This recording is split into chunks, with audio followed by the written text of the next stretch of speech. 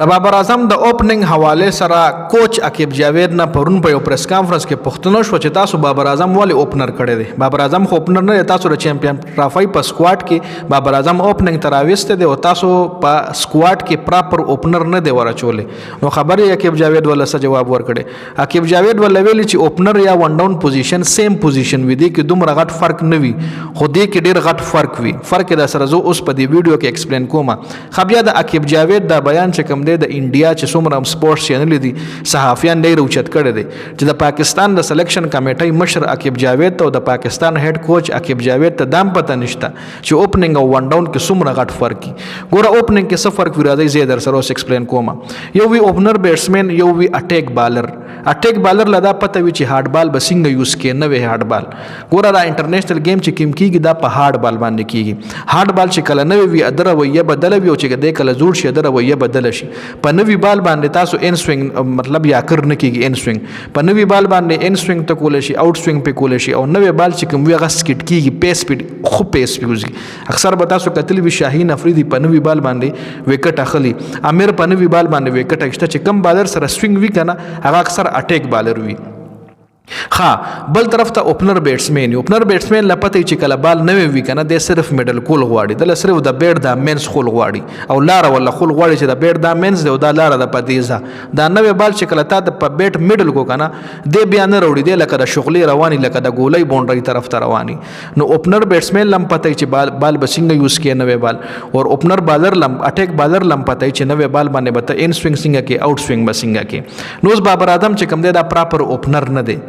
اور بل طرف ته یو خو بالر راشي د بابر اعظم وکټ یو سین رستاره ټیم لا ماته شو ځکه دا پراپر اوپنر دی نه. بابر اعظم چې څومره هم ریکارډونه جوړ کړي دي کنه نن چې بابر اعظم له خلک کینګ وای نو دا د ون ډاون پوزیشن باندې جوړ کړي دي، د ون ډاون بیټینګ کړي دي. نو دا د دنیا چې څومره هم خب بیټسمنان دي لکه زبر د کین ویلیامسن مثال درکم، زبر د استرالیا د سټیون سمیت مثال درکم، زبر درته د سچن ټنډولکر مثال درکم، زبر د ویرات کوهلی مثال درکم. دا ټول ون ډاون دي. ټنډولکر ون ډاون بیټینګ بکولو، اوپننګ کې به سیواګ او ورسره به گوتم گمبھیر. وس ټیم ټنډولکر هم اوپننګ کړي سیواګ سره، خو موستلی بیا گوتم گمبھیر شو سیواګ اوپنر شو، ټنډولکر په ون ډاون راوته. خو ویرات کوهلی لتا سو کوي، روهت شرما یا جیسوال اوپننګ ته روزي ورپسې بیا ویرات کوهلی روزي. کین ویلیامسن تاسو ګورئ په ون ډاون باندې بیټینګ کوي، سټیون سمیت تاسو ګورئ په ون ډاون یا ټو ډاون باندې بیټینګ کوي. اوپنر دای نه روزي. خو بل طرف ته زموږ بابر اعظم دی چې اوپننګ ته روزي او بابر اعظم چې اوپننګ کوي د خپل ځان سره زیاتې کوي. یو خو د چې کم کرکټ کیریئر جوړ د کم کرکټ ریکارډ جوړ دی په خرابېږي، د ایوریج خرابېږي. په اوپننګ کې دومره سکور نه کړي څومره چې د په ون ډاون کې کړی دی. استا اوپنرانو وتل بیټینګ لا فخر زمان استا اوپنر شو، بل د پراپر اوپنر شرجیل ورواچو د استا پیند شپږ اور وخل بال لګ زوړ شو. نو چې بال لګ زوړ شو دا بیا بابر اعظم د پاره خبر برابر شو. بابر اعظم بیا ون ډاون شو، خو بیټینګ په کول شو. خو انفارچونټلی پړم بنی ورکیا په دویم اور کې وکټ لاړ شي، بال نه وی بابر اعظم روز نو زس بال سټاپ ماپ کې بال چک کې نو نه پس بیا سټرایک روټیټ کی یا سکور شروع کی. نو اوپننګ کې دغه مسلې وی چې پراپر اوپنر نه وی کنه نو غلا پته نه چې زبته نوې بال څنګه هندل کوم. منم بابر اعظم په ټي 20 کې هم ډیر زیات اوپننګ کړي په خپل کپتانۍ کې رضوان سره. اوس د رضوان په کپتانۍ کې هم اوپنر د فخر زمان سره.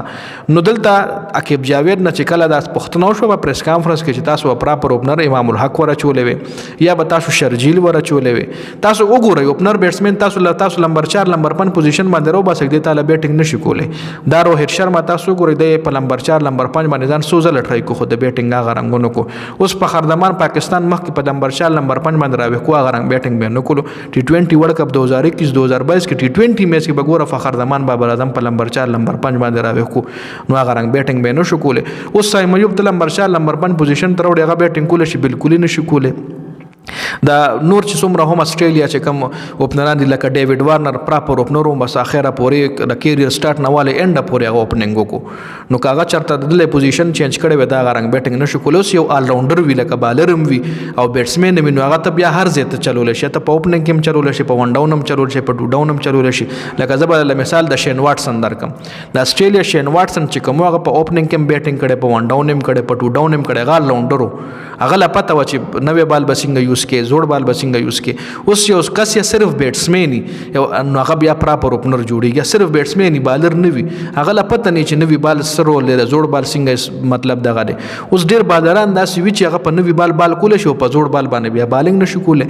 د نوی بال لپاره هغه ټیک بالینګ کوي, خو چې کله بال زوړ شي بیا وال خوري. داسې ډیر بالران د پاکستان په تاریخ کې تیر شوی, نور هم څومره لوبډلې دي د هغوی په تاریخ کې تیر شوي چې بال به کله زوړ شي به بیا بالینګ نشو کولی. نو دې ځای کې زمونږ هیډ کوچ ته اور زمونږ چې کوم سلیکشن کمیټۍ مشر دی عقیب جاوید صاحب له دا پته هم نشته دی چې د اوپنر اور ون ډاون کې فرق څومره دی, یا دی کې فرق شته که نشته. وایي هېڅ فرق پکې نشته, بابر اعظم یا اوپنر یا ون ډاون هېڅ خبره نه ده, بس وایي موږ اوپنر کړی دی. دې کې وایي څه دومره غټ فرق نشته, خو دې کې ډېر غټ فرق دی.